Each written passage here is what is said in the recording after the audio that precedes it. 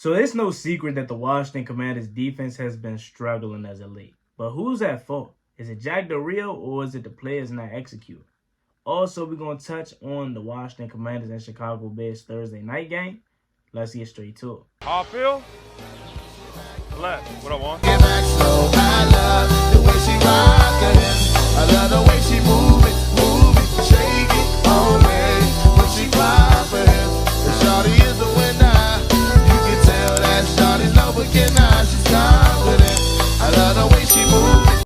YouTube, what's going on? It's Juan Gotti here with another Washington Commanders video. And in today's video, I'm coming on here with a video where we're going to be talking about who's at fault for the Washington Commanders defense struggles as of late. And also, we're going to talk about Commanders and Bears. So without further ado, let's get straight into today's video. But before we do, make sure you guys go down below, leave a like on this video, subscribe if you're new, and turn on post notifications so you get notified when I upload new videos like this to the channel. We're on the road to 7,000 subscribers, so please hit that subscribe button again if you haven't already. It would be greatly appreciated. It's free. Thank you so much. Let's get straight to today's video. So I'm getting a little bit of nostalgia right now, y'all. I'm recording off the iPhone, man. If y'all know, if y'all remember, if y'all been around for a long time, this is why I started at, recording off the iPhone, man. But right now, my camera is messed up. I don't know what's going on with it, but the SD card isn't working, so I probably gotta buy a new one, but it's tripping, so I had to come back to the iPhone, man. But yeah, all y'all need is an iPhone. If y'all ever want to start creating content, you don't even gotta be watching NFL content. If y'all just want to be a YouTuber in any field, all you need is an iPhone, man. So let's get straight to it though, y'all. Defensive struggle. I'll keep it a buck with you. I know we kind of be trying to sweep it under the rug because the offense has been so good, you know, outside of week 3, obviously. But the first 2 weeks and then week 4 just passed, they was outstanding. So we tried to sweep it under the rug, but let's keep it a buck. The defense has not been good. The last 3 weeks they've let up over 30 points in each game, and to me it feels like the scheme is just not right. And I know a lot of y'all been saying that for years now with Jack Del Rio, and we've kind of stand it pat. I know this past week I was very frustrated with Jack Del Rio's lack of game-changing ability, or lack of situational awareness, or lack of change, adjustments, halftime adjustments. He hasn't been doing none of that, especially last week versus the Eagles. Now, I know Emmanuel Forbes is your first round pick. You want to get him, matched up against the best, but in certain instances, you got to understand, it's not that you lined him up throughout the game. At some point, he was probably going to be lined up against A.J. Brown. It's the fact that you let him go mano-a-mano, one-on-one with A.J. Brown the whole entire game with no adjustments. You just allowed him to get cooked. That's why I know a lot of people are like, Forbes is trash. I wasn't the biggest fan of the Forbes pick. You know what I'm saying? I was obviously upset about it at the time because I'm like, Christian Gonzalez is on the board. And look, Christian Gonzalez is out for the season now, but I wasn't the biggest fan of the pick. And he struggled versus A.J. Brown, but what do you expect? So I'm looking more so at Jack Del Rio. It's like, why are you even putting your young rookie in that situation the whole game? Like I said, if he lined up, periodically with him throughout the game, okay, cool. Like, that's gonna happen. If they shift A.J. Brown over, or trying to find a way to get A.J. Brown lined up against him, okay, cool. But to let him go one-on-one, you know what I'm saying? No safety help. A.J. Brown said it was literally one-on-one with him the whole game. What you think was going to happen? You know what I'm saying? So that's where I'm like, Jack Del Rio, where is the change? Where's the change? Where is the adjustments? Why is Chase Young dropping back in coverage? I never want to see that. I never understood why we do that with him. Chase Young needs to just be pass rushing the whole game. Why is he ever dropping back in coverage? That's literally, what is he going to do? He's in no man's land. I'm sorry about that. He's in no man's land. No man's land. Chase Young can't do nothing out there. He ain't covering nobody. You know what I'm saying? So I don't understand that. I didn't understand why you playing so soft on 3rd and 17 when they literally just need 5 yards to pick up, field goal range for Jake Elliott. I didn't understand that. But again, this is the same thing. This is kind of getting to Scott Turner territory. where we've been complaining about the same issues for the last 3 years. Like, it sounds like Scott Turner. Remember, before Scott Turner got fired, we was complaining the last 3 years, man, about the same thing. We've been complaining about the same thing with Jack the Real for the last 3 years, but he's still here. You know, obviously because Ron Rivera loves to stay loyal, and it's his guy. But honestly, I'm to the point where, like, I think I want some young blood, man. I want some young, fresh blood calling this defense. We need to go back to a base 4-3. I don't know why. I don't know what we're trying to do. I don't know if it's the 4-2-5. I don't know what this defense is, but we need to go back to 4-3 defense, bro. Like, that's when we was thriving. You know what I'm saying? Base 4-3.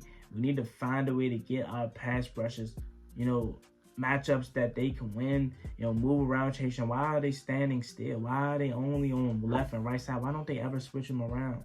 Why don't they ever line them up on the same side of the field? Why don't you ever send Jamin Davis on blitzes up the middle? You know what I'm saying? Jamin Davis at his best when he is, you know, rushing the quarterback.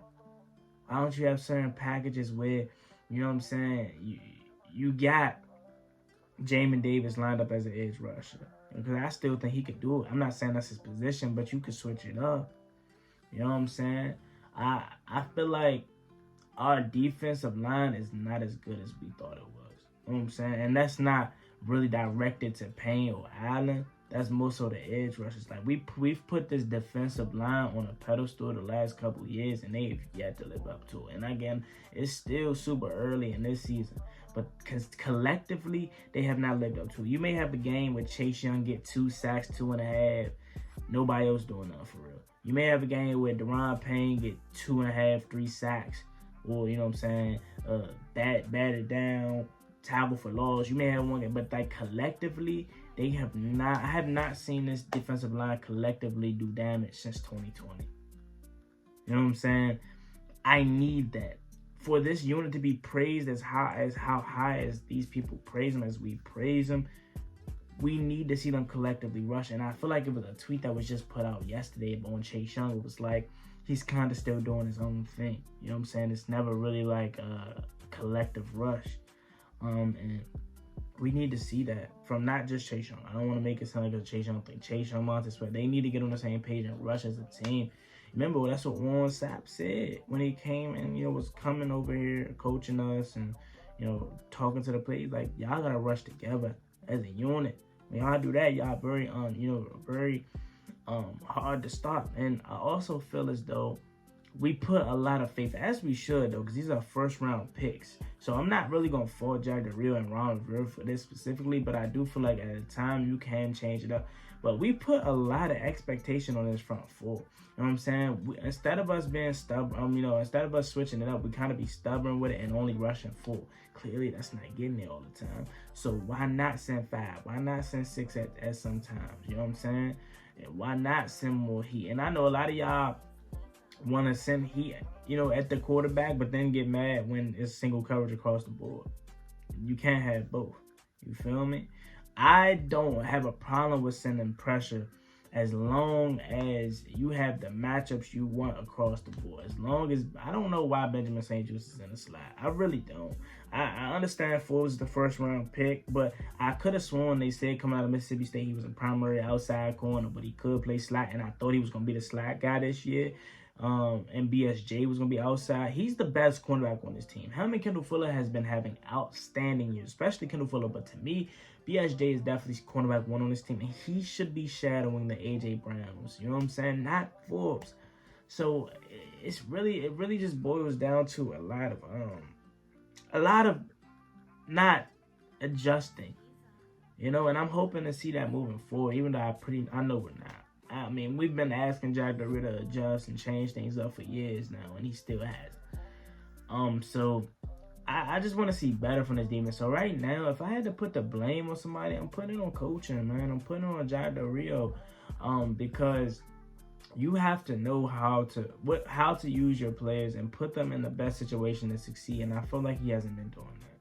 You know what I'm saying? No, you can't put it on Jack the Real when it's a blown coverage over the top, but Percy Butler supposed to be somewhere and he's not. You can't really blame the coaching staff, Jack the Real, for Jalen Hurts making a beautiful throw. It happens. But what you can blame him for is dropping Chase Young back in coverage, having Emmanuel Forbes one-on-one, playing soft coverage on 3rd and 17 when they need 5-6 yards. You know what I'm saying? Not rushing, not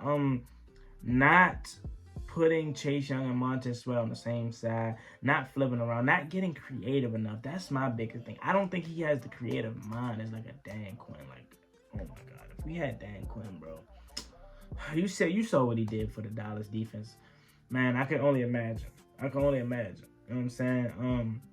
We need to see more of, Cam Curl having opportunities, to make plays on the ball. He had one this past week where it was just outstretched his arms, but I feel like you need to put Cam Curl more around the ball. Like, I understand he hasn't had a pick since 2020, and that's a lot of him not having opportunities. So why not put your playmakers in the opportunities to make plays? Similar to the offense, put your offense on your wide receivers on the opportunity to make plays on the ball. You can do the same thing with your playmakers on defense. You know what I'm saying? Move Cam Curl all over the field. You don't have to station him on plays. You know what I'm saying? You can have him up top some plays. You can have him in the box some plays. Move him around. He doesn't have to be stationary. He's a versatile guy. You know what I'm saying? So if we're breaking it down, we're going to get out of here soon. But if we're breaking it down, let's look at it position group by position group. Defensive line, to me, has been a little underwhelming as of late. But again, you expect these guys to be really good. 4 first-round picks, no excuses. Linebackers, Jamin Davis has actually been really good. I'll be honest with you. He had a little stretch towards the end of the Philly game where he made a few plays where it's like, come on, Jamin. Cody Barton hasn't been the best. And then after that, secondary, Kendall Fuller, how amazing. Benjamin St. Juste, amazing. Forbes, rookie, going through the woes. Ups and downs, what you expect, right? Safeties, Cam Curl, obviously the dog he is. Derek Forrest is, you know what I'm saying? He's been cool, but, he hasn't been perfect. Percy Butler having his moments. You know what I'm saying? Young guy.